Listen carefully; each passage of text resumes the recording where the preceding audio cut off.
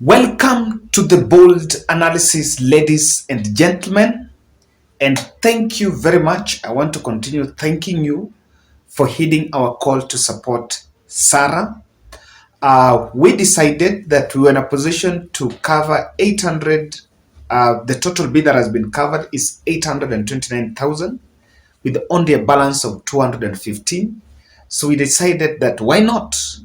So that we can complete the mission. The balance is only 215, so we extended the fundraiser for more 2 weeks, believing that for the next 14 days, we'll be in a position to cover the remaining balance. Thank you guys very much. Team Bold collected 679,000. Then there was another 150,000 that we could secure through approval from Britain, and so the bill was really covered. So guys, let's continue. My number is still there: 0710 62 78 89. You can also reach out directly to Sarah, and for those who have pledges even above the 50 shillings challenge, I urge you can reach out to Sarah. Her number is 0716 357 360, and it will appear Sarah Onyango. Thank you guys for that. In this video, I want to bring to attention a renewed attack on Martha Wangari Karua. In this election, Raila Odinga and Martha Wangari Karua ticket was actually marketed as a reform ticket. And after Chebukati announced what people have called his results, of course, the politicians seems to have now tried to look at other aspects. And this is the strength in the National Assembly.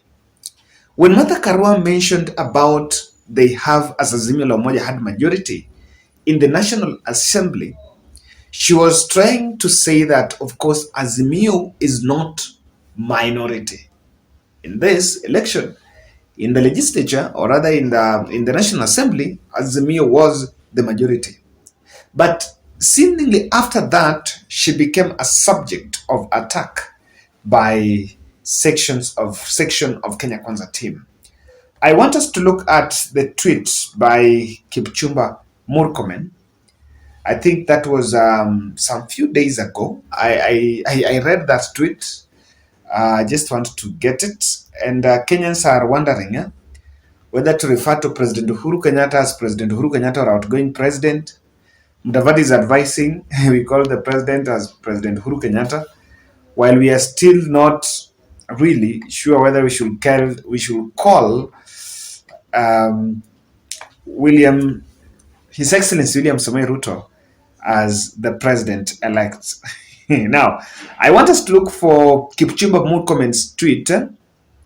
Yes, because I think it's one that I had. It's the first one that I captured attack on Martha Karua. Yes. There is no single governor, senator, member of National Assembly, or member of County Assembly belonging to Martha Karua or NARC Kenya who has joined President-elect William Samoei Ruto or Kenya Kwanza. Why is my sister Martha wailing? So when Kipchumba Murkomen did that tweet, she did that tweet after Martha Karua came out to speak on behalf of Azimio la Umoja. And if you realize, you might have realized that Martha Karua is emerging as the spokesperson of Azimio la Umoja after that election. Now, today, there was another meeting in Karen residence. And of course, it's a meeting that was bringing together all the leaders, the political leaders and the elected members of parliament, MCAs, and governors and senators elect in Karen. Then UDA Secretary General Veronica Maina revisited the same narrative. And while bragging about the majority that they are enjoying in the National Assembly, I tend to believe that it's very hypocritical. Because the truth of the matter here is it's only UDA that has many members of parliament compared to ANC and the rest of the party. But then, even after backing independent members of parliament, and some few from fringe parties, the parties of Northeastern, the UDM party and them, they could still carry that as a bragging right. And I'm like, people have an appetite. People, it just shows appetite for of politics. And someone was, you can help me find out this. Listen to Veronica Maina when she mentioned something on this issue of Karua. Listen to that. Of Kenya. I have heard my sister from another corner purporting that they are holding the largest number of MPs and senators in the House. I want to clarify for purposes of record that she comes from a party which does not have a single MCA.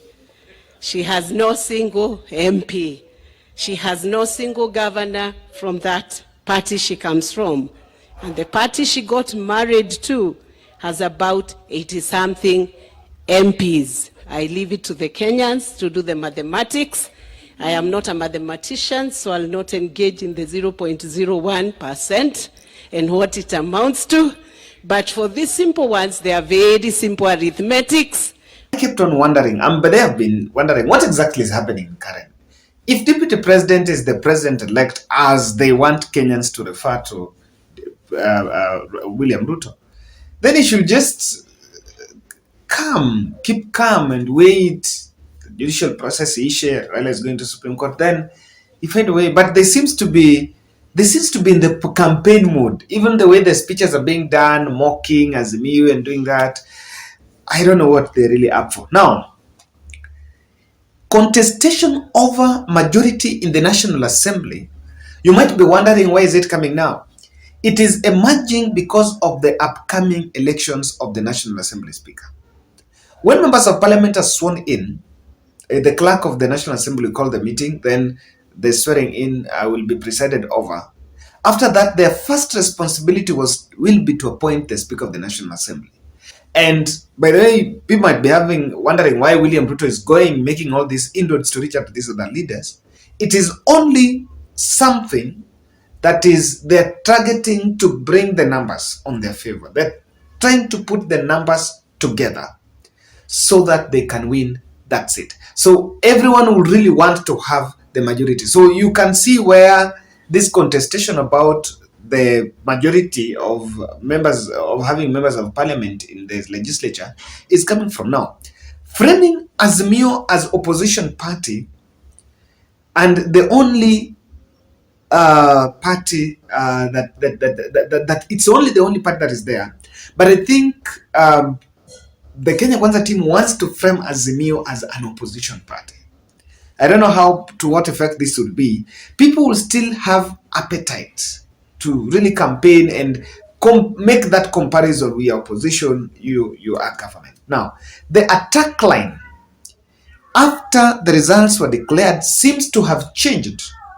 And they're not talking about Raila Odinga. By the way, they're not talking about Raila.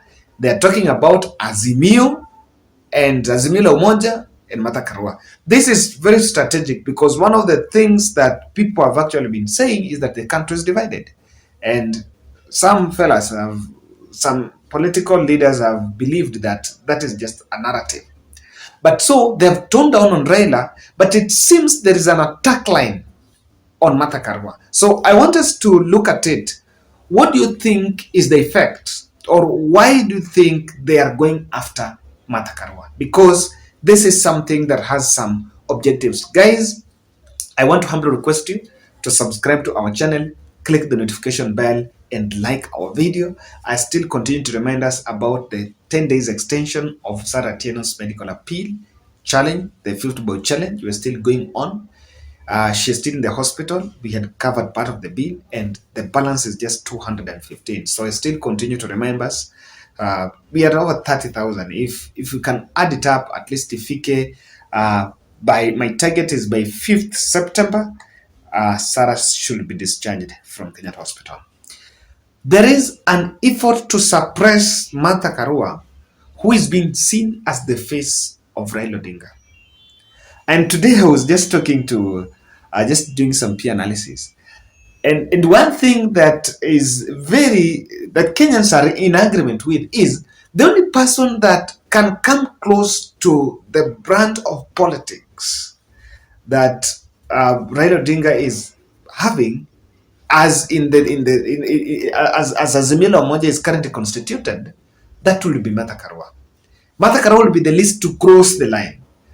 Even though, remember, during the day there was a hashtag trending on Kalonzo making an announcement, then Kenyans were made to believe that, okay, Kalonzo will be joining Kenya Kwanza, and that is a narrative that came through. But you see the boldness in Martha Karua, you see the kind of vigor and stand. If she makes a stand, she makes a stand.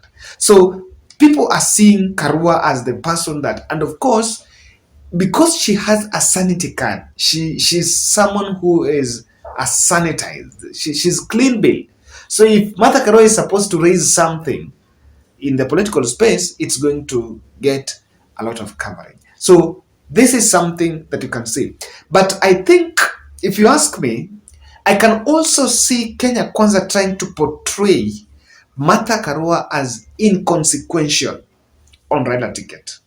What do you think will be the end game here? Because if Raila goes to Supreme Court and they are, maybe we are going to a fresh election, I'm one person that believe that we might not go for a rerun after 3 months. If court decides that we are going to election, then we might have a fresh election where all those candidates we might start from fresh, which will be a process, but it comes at a cost. Now, someone wants to portray Martha Karua as inconsequential in that ticket, so that in some extent it elevates Kalonzo Musyoka, the stakes of Kalonzo Musyoka, because when you suppress Martha, the three leaders that are there, it's Kalonzo, Raila, Martha Karua. So someone wants to show the country that Martha Karua is not